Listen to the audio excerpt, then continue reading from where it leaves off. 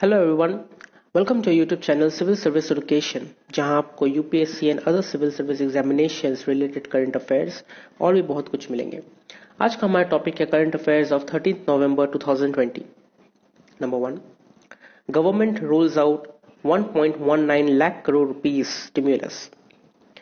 Finance Minister Nirmala Sitharaman on Thursday announced a fresh set of relief and stimulus measures for the economy worth 1.19 lakh crore rupees, including a scheme to boost re-employment chances of formal sector employees who lost their jobs amidst COVID-19 pandemic.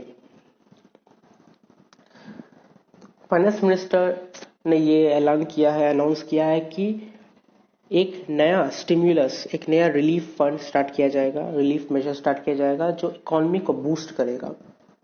Economy, हमारे economy जो lockdown की वजह से या उससे पहले से ही जो डाउनफॉल में जा रही थी, लॉकडाउन की वजह से बहुत ज़्यादा कॉन्ट्रैक्शन हो गई है। मेजर किया गया है कि 9.3% तक हमारा इकोनॉमी गिर जाएगा।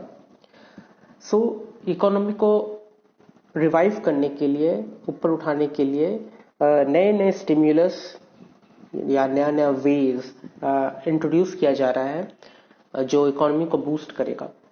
सो ऑन थर्सडे जो सबसे रिसेंट मेजर्स जो लिया गया है वो है 1.19 लाख करोड़ रुपीस का स्टिमुलस अनाउंस किया गया है, और ये स्कीम में री एम्प्लॉयमेंट का भी अनाउंसमेंट किया गया है। जिन्होंने अपना जॉब खो दिया कोविड-19 पैंडेमिक की वजह से, उनको वापस से जॉब दिया जाए।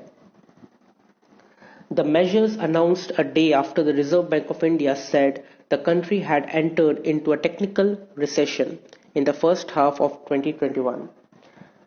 ये मेजर तभी लिया गया, ये अनाउंसमेंट तभी लिया गया जब रिजर्व बैंक ऑफ इंडिया ने कल कहा, वेडनेसडे को कहा कि हमारा देश टेक्निकल रिसेशन के अंदर आ चुका है। 2021 का फर्स्ट हाफ में देखा जा रहा है कि इंडिया रिवाइव करना स्टार्ट हो चुका है, इंडिया रिकवर कर रहा है, including 65,000 crore additional outlay for providing fertiliser subsidies to farmers.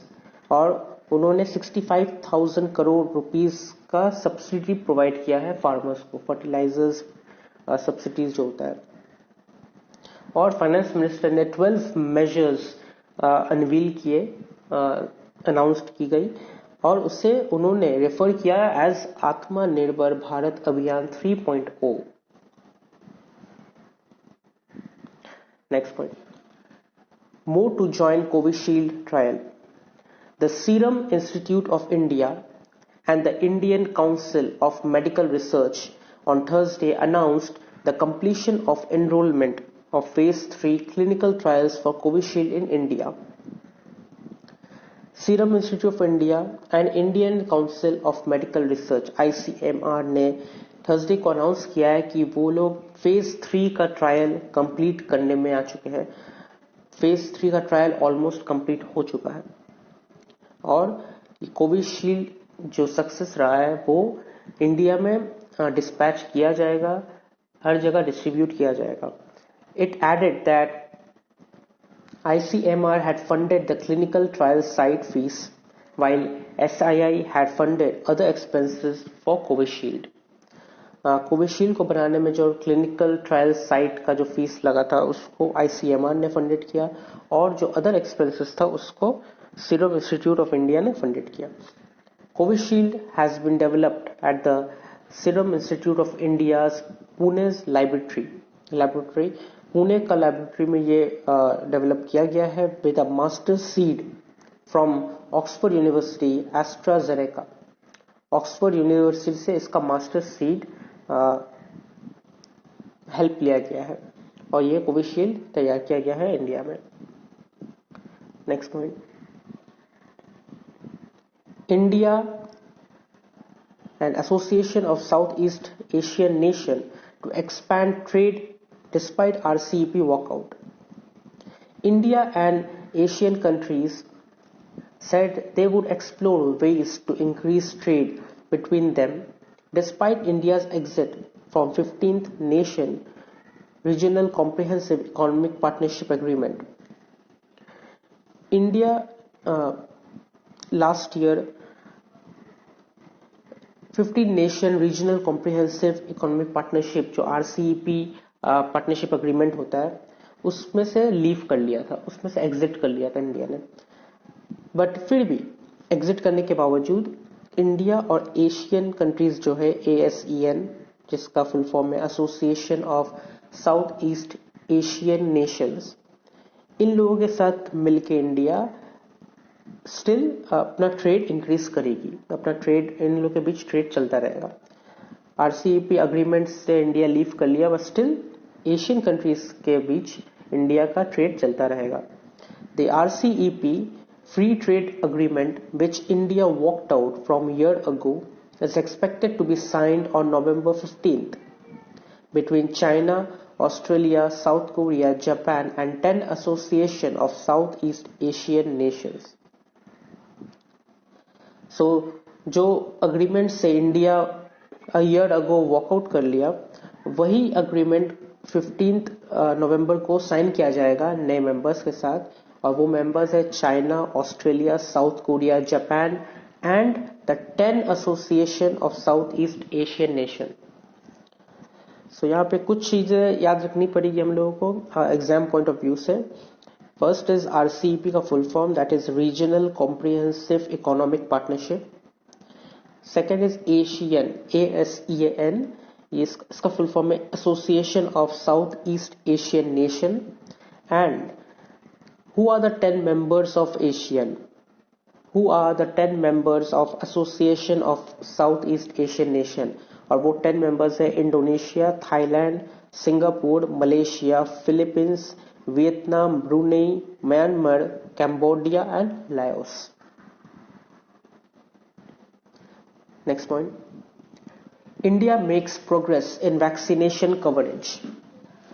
India has made significant progress in its vaccination coverage to prevent child pneumonia and diarrhea deaths, according to the latest annual pneumonia and diarrhea progress report released by the International Vaccine Access Center on Wednesday.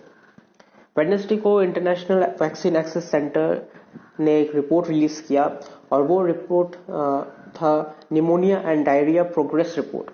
और वो report में देखा गया है कि India बहुत ही अच्छा progress किया है निमोनिया एंड डायरिया डेथ जो होता है चिल्ड्रन में, उसे रोकने का बहुत ज्यादा प्रोग्रेशन दिखा गया है इंडिया में।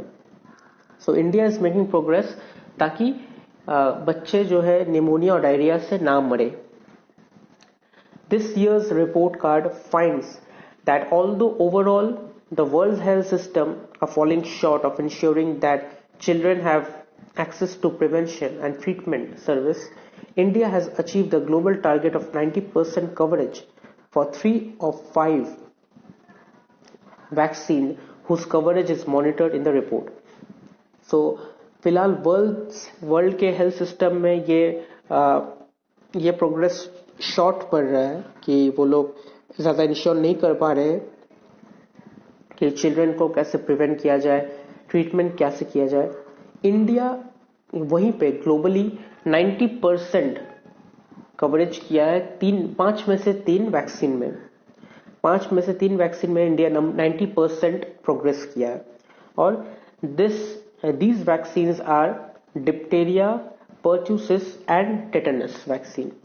DPT वैक्सीन जिसे कहा जाता है, diphtheria, pertussis and tetanus vaccine, measles containing vaccine first dose, haemophilus influenza type B, pneumococcal conjugate vaccine and rotavirus vaccine. ये सब वैक्सीन में इंडिया बहुत ज्यादा प्रोग्रेस किया है। Next point, industrial output reach by 0.2% in September. Industrial production remained flat at 0.2% growth in September, despite higher output of mining and power generation sectors, official data showed on Thursday. सितंबर को industrial production सिर्फ और सिर्फ 0.2% से growth की है, सिर्फ 0.2%। Mining, mining का output या पावर जनरेशन सेक्टर्स का आउटपुट बहुत ज्यादा हाई रहा, लेकिन स्टिल इंडस्ट्रियल प्रोडक्शन का ग्रोथ बहुत ही मिनिमम रहा, 0.2% रहा. According to the Index of Industrial Production (IIP) data, manufacturing sector production registered a decline of 0.6%. The output of mining and power segments grew at 1.4% and 4.9% respectively. The IIP had contracted by 4.6% in September 2019. तो ये देखा गया कि mining and power segment का output 1.4% and 4.9% से increase हुआ है, बड़ा है, लेकिन इंडस्ट्रियल सेक्टर का जो है वो पिछले साल जो 4.6 था उससे थोड़ा कॉन्ट्रैक्ट हो चुका है. Next point, China begins work on rail lineup to Arunachal border. China has begun work on a significant railway line, its second major rail link to Tibet that will link Sichuan province with Ningxi, which lies near the border with India's Arunachal Pradesh. तो अरुणाचल प्रदेश की border के पास जो Siachen province है Nyingchi, वहां से China नया railway line start करने वाली है, और ये रेलवे लाइन कहा जा रहा है कि सेकंड मेजर रेलवे लाइन होगा तिब्बत को, जो लिंक करेगा तिब्बत को और यिंगची प्रोविंस के साथ. Underlying the special importance that the Chinese government has placed on the project, President Xi Jinping on Sunday officially gave the instruction to begin work on the project and called it a major step in safeguarding national unity and a significant move in promoting economic and social development of the western region. President ji का कहना है कि जो ये नया railway line project start किया जा रहा है, ये एक मेजर स्टेप है जो उनकी नेशनल यूनिटी को सेफगार्ड करेगी, नेशनल यूनिटी को गार्ड करेगी, एंड जो इकोनॉमिक एंड सोशल डेवलपमेंट को प्रमोट करेगी वेस्टर्न रीजियन में. So that is the reason of the new railway line, but it could be something else too, nobody knows. Next point, Biden speaks to Indo-Pacific leaders. Leaders of Japan, South Korea and Australia joined the list of head of states or government who have held congratulatory phone calls to US President-elect Joe Biden, a recognition that Mr. Biden will be in the Oval Office after January 20. So world leaders like Japan, South Korea and Australia, इन लोगों ने US president elect जो नए president बने हैं Joe Biden, जो जनवरी 20 से white house पे ऑफिशियली अनाउंस की जाएगी, उनको कॉन्ग्रेचुलेटरी फोन कॉल किया गया है जापान, साउथ कोरिया, ऑस्ट्रेलिया की तरफ से. एंड बाइडेन ने इन लोगों के साथ बातचीत भी की, कुछ important pandemic related. So he spoke with Japanese Prime Minister Yoshihide Suga and Australian Prime Minister Scott Morrison regarding the response to the COVID-19 pandemic, economic recovery, protection against future global health threats, tackling climate change and strengthening democracy. तो Joe Biden ने Japanese prime minister and Australian prime minister के साथ ये बातचीत की related कोविड-19 pandemic, कोविड-19 को related बातचीत की, इकोनॉमी कैसे रिकवर किया जाएगा वो लेके बातचीत हुआ, प्रोटेक्शन कैसे किया जाएगा ग्लोबल हेल्थ प्रॉब्लम से, फ्यूचर में अगर कोरोना जैसा खतरनाक वायरस या कुछ भी ग्लोबल हेल्थ प्रॉब्लम आए तो उसे कैसे टैकल किया जाएगा, कैसे प्रोटेक्ट किया जाएगा, ये लेके भी बातचीत हुई. एंड क्लाइमेट चेंज लेके बातचीत हुई. Of course climate change is a major issue. And democracy को कैसे स्ट्रेंथन किया जाएगा, डेमोक्रेसी को कैसे ताकतवर किया जाएगा, इसको लेके भी उन लोगों ने बातचीत की. Next point, China chairs meet with South Asian partners amid कोविड-19. Chairing its second multilateral discussion with South Asian partners in the last 4 months, China on Tuesday brought together key foreign ministry officials from Sri Lanka, Bangladesh, Nepal and Pakistan in a virtual conference. So China ने 4 month में ये second multilateral discussion रखा south Asian partners के लोग के साथ। और उन्होंने इनवाइट किया foreign ministry officials from Sri Lanka, Bangladesh, Nepal, Pakistan एक वर्चुअल कॉन्फ्रेंस में। और ये कॉन्फ्रेंस में उन्होंने डिस्कस किया कोविड-19 के सेकेंड वेव के बारे में। अगर कोविड-19 का सेकेंड वेव आया तो उससे कैसे टैकल किया जाएगा, उसे कैसे रोका जाएगा। So they have talked regarding this thing in the second multilateral discussion.